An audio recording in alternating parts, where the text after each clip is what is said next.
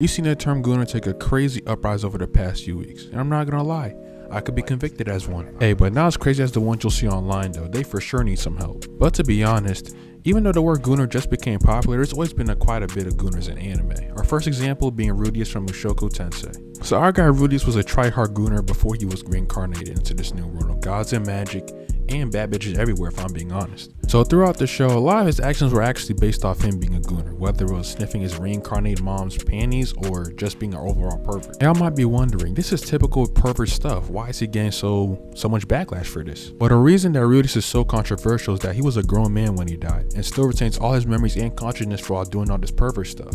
I believe he was in his mid-20s if I can recall. A lot of stuff he did in the show, whether it's being obsessed with younger girls or taking two underage girls' V-cards, has a lot of negative / pedo connotations around it. And yeah, I know his horn dogness has led to a lot of people shitting on the show, but I will say that his trials and tribulations, the plot, and the lore of the new world make up for all this.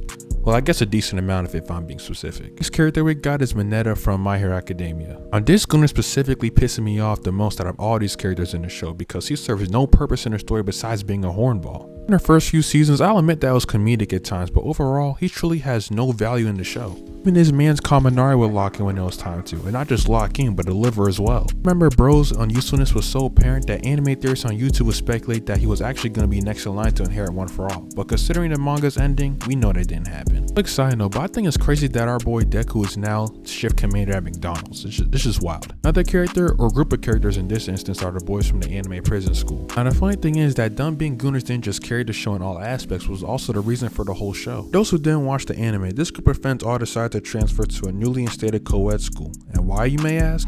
For the huzz, of course. Because realistically, what boy's really gonna go to an all-girls school after they just switched to co-ed? Think about it. Anyway, on their first night at the school, they decided to do the typical anime cliche of trying to go get a glimpse of the girls while they were showering. But as you guys guessed, they ended up getting caught by their school's underground student council and getting punished by being sentenced to the school's underground prison for a month. Now I won't lie, their absolute down bad activities and creativity to fulfill their gooner desires was just pure cinema. As a big contrast to Mineta, these guys were not only funny, but they were actually getting shit done. Whether it was scheming to sneak outside to have a date with a girl, or just their many attempts at trying to get out of the school's jail.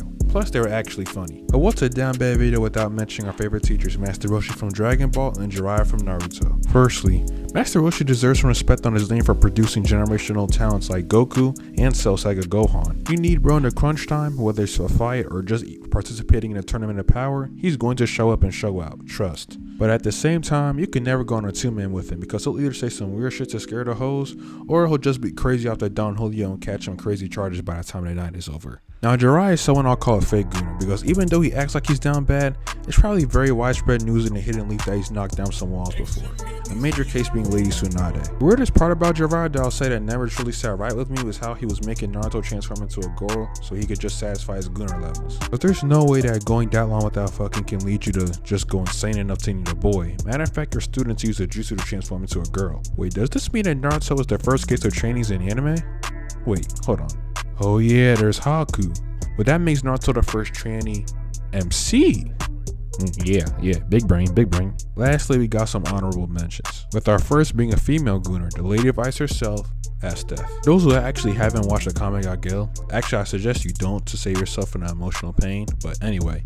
But for those who have watched, you know that Esteth is pretty freaky, and that was quite the gooner back when it came to our MC Tatsumi. For those who did watch, you should know that Esteth is pretty freaky and was quite the gooner when it came to our MC Tatsumi. Now albeit she was pretty confrontable type of woman, being able to get Tatsumi in bed with her despite using the means of slavery, but for those who watch, y'all know she was just extremely down bad. Another honorable mention is the horniest dog out of this entire list, Denji from Chainsaw Man. So Denji was literally the poorest of the poor with an insane debt to the mafia, and has never had any female interaction at all in his entire life. But luckily, bro's infused with a chainsaw devil, so he's pretty strong. And Makima Baddie says that if she works for him, or sorry, he works for her, they could fuck.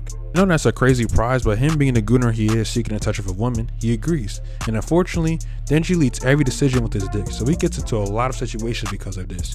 But you should just watch the show to know the rest. Another honorable mention is Issei from High School DxD. He really does thrive off goonerness, and I can't lie, I won't blame him.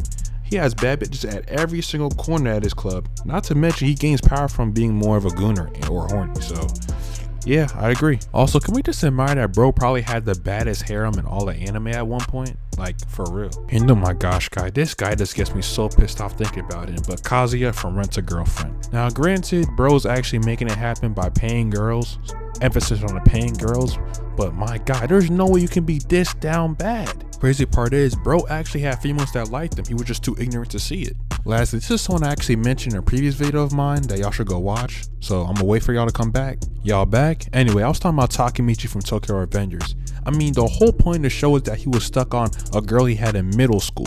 Guys, I mean middle school. When we catch bro again, he is a down bad gooner. I mean, he's working at a grocery store, 26, no life, teachers everywhere. Yeah, bro needs some help. Anyway, y'all want to say thank y'all for the support. My last vid got 1,000 fucking views, y'all. 1,000 views. You know how crazy that is, bro?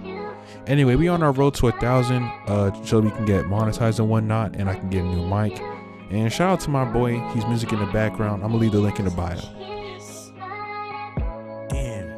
Shorty, I love in the stoop. Touching my mic, she don't know what to do. She keep asking questions like Family Feud.